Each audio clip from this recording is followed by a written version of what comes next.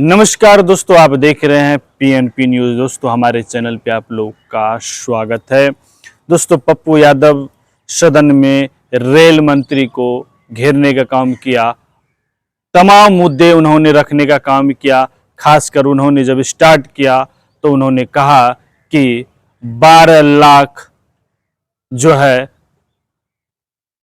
Rail department में आज भी एम्प्लॉय हैं, उसके बाद 10 साल में कितने वैकेंसी निकला और आपका ही बयान है इतना इतना सीट खाली है।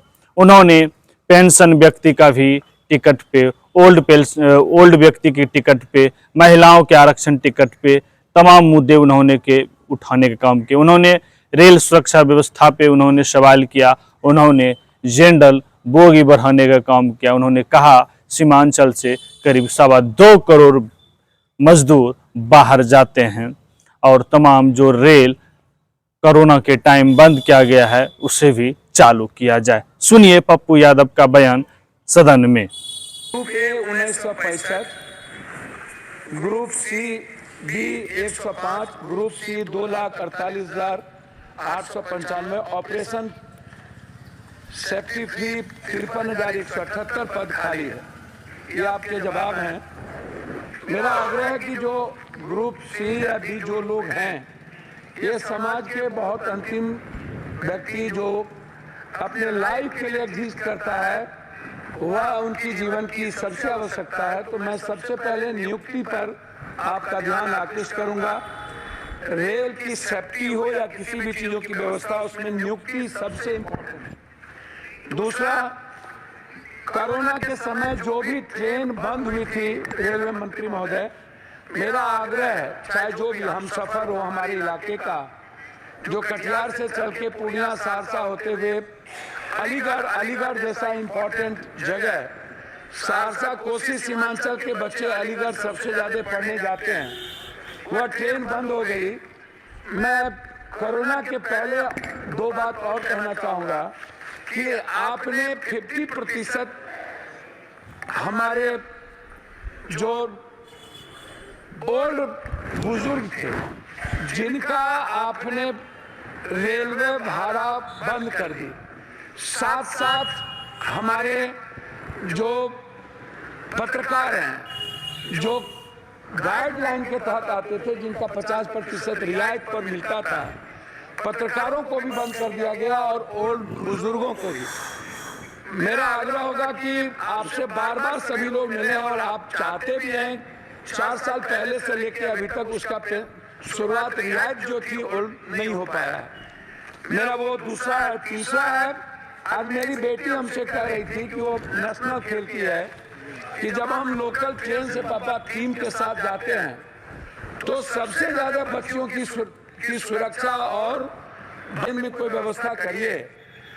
तो आप आग्रह करिए मंत्री जी से कि जनरल जो डिब्बा होता है उसके खिड़की 25 होती है, खिड़की खुला रहता है, खिड़की के लोहा टूटे रहते हैं, स्थिति अच्छी नहीं होती है, वो सुरक्षा की दृष्टि से काफी महत्वपूर्ण है।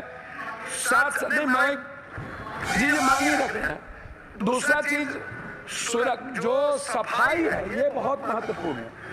महिलाओं के लिए अलग बाथरूम की आवश्यकता है, जेंट्स का अलग हो, क्योंकि आप जानते हैं महिलाएं और जेंट्स का जो टॉयलेट का तरीका बिल्कुल डिफरेंट है, इसलिए महिलाओं की बाथरूम की आवश्यकता पर ध्यान देने की जरूरत है। प्लेटफॉर्म पर कहीं भी वेटिंग हॉल नहीं है ढंग का, और जो वेटिंग हॉल है वो उसके सामान से भर जाता है, लोगों को रहने की व्यवस्था नहीं है। जैसे हमारे यहाँ पूर्णिया जंक्शन है, पूर्णिया कोर्ट है, बनमनकी है, मुरलीगंज है, मधेपुरा, आप इधर कस्बा है, जो जोगबनी से जुड़ने वाली चीजें हैं, मैं उसकी बात बता रहा हूँ, वो सबसे ज्यादा महत्वपूर्ण है। दूसरा चीज, जनरल डिब्बा को बढ़ाने की जरूरत है। हमारे यहाँ से 2.25 करोड़ मजदूर बाहर जाते हैं, 2.25 करोड़, और उनके लिए कोई सुविधा नहीं है। वो बाथरूम में नीचे कोसी सीमांचल मिथिलांचल का सबसे ज्यादा मजदूर आता है, ना तो उनको सुविधा है, ना जनरल डब्बा है, ना उसको टिकट भाड़ा में किराया सही ढंग से वो कर पाता है। तो जनरल डिब्बा को बढ़ाने की एसी की जगह ज्यादा जरूरत है। मंत्री महोदय, मेरा सबसे महत्वपूर्ण जो सवाल है वो है एग्जामिनेशन देने जाने वाले बच्चों के बारे में। जो बच्चे किसी भी तरह का एग्जाम देने बाहर जाते हैं अपने जिले से, अपने स्टेट से बाहर, खास तौर पर मेरा आग्रह है कि उस बच्चों को कम से कम 75% रियायत के दर पर टिकट मिले। पेंशनधारी जो है, जिसको आप 300 से 400 ज्यादा पेंशन आप ओल्ड को नहीं देते हैं, पेंशनधारी को रियायत पर टिकट मिले। साथ साथ जो थिएटर के हमारे सबसे बड़े कलाकार हैं, गरीब घर से और मिडिल क्लास के परिवार से आते हैं, थिएटर करने वाले जो बाहर जाते हैं उनको रियायत पर टिकट मिले। एग्जामिनेशन ये टिकट पर सबसे ज्यादा ध्यान देने की पप्पू यादव का बयान। पप्पू यादव ने तमाम छोटी छोटी मुद्दों को रेल विभाग में रखने का काम किया। उन्होंने बताया रेल की सुरक्षा व्यवस्था में महिलाओं के लिए अलग जो है बाथरूम बनाना चाहिए, क्योंकि पुरुष और महिलाओं का जो है बाथरूम करने का अलग अलग तरीका है। उन्होंने कहा कि जनरल बोगी में जिस तरह से खिड़कियों का व्यवस्थाएं चरमराई हुई है उसे तंदुरुस्त किया जाए। उन्होंने उठाया कि जिस तरह से पहले ओल्ड व्यक्ति को जो है 50+ उम्र वाले को जिस तरह से राहत था टिकट में, उन्हें पुनः चालू किया जाए। और पत्रकार जो कि जेन्युइन बातों को रखने के लिए देश विदेश देश जाता है, हर जगह राज्य घूमता है, पत्रकार लोगों को भी जो है टिकट में इफाजा दिया जाए।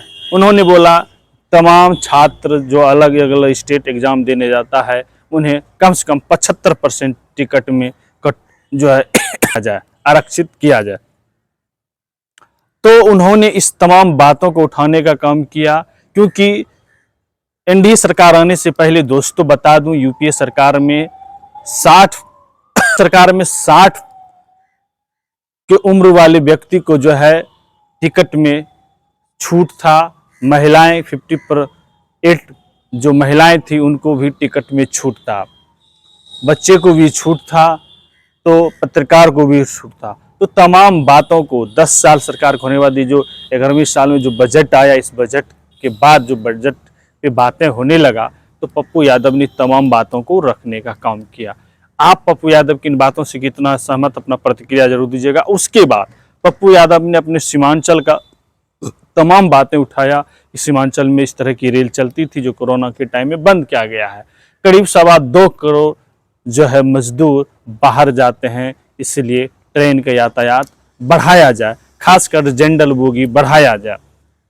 तो तमाम बातों को पप्पू जी जिस तरह से सदन में रखे, और खासकर जो आप वर्तमान समस्या देख रहे हैं रेल विभाग में, वो तमाम चीज़ों को उन्होंने रखने का काम किया। और खासकर यह व्यवस्था जरूरी था, क्योंकि जो उन्होंने उठाया कि पेंशनधारी लोगों को भी जो है रेल में छूट मिलना चाहिए टिकट में। तो टिकट में छूट मिलने के लिए जो है ओल्ड व्यक्ति का जो उन्होंने मुद्दा रखा, इन बातों से आप कितना सहमत हैं, अपना राय प्रतिक्रिया जरूर दीजिएगा। और जोर शोर से उन्होंने रखने का काम किया। मैं आपका भाई इंजीनियर दीपक कुमार। आप हमारे चैनल पर नए हैं तो लाइक और शेयर, सब्सक्राइब, बेल आइकन जरूर टच कर लीजिए, सब्सक्राइब जरूर कर लीजिएगा दोस्तों। धन्यवाद दोस्तों, जय हिंद।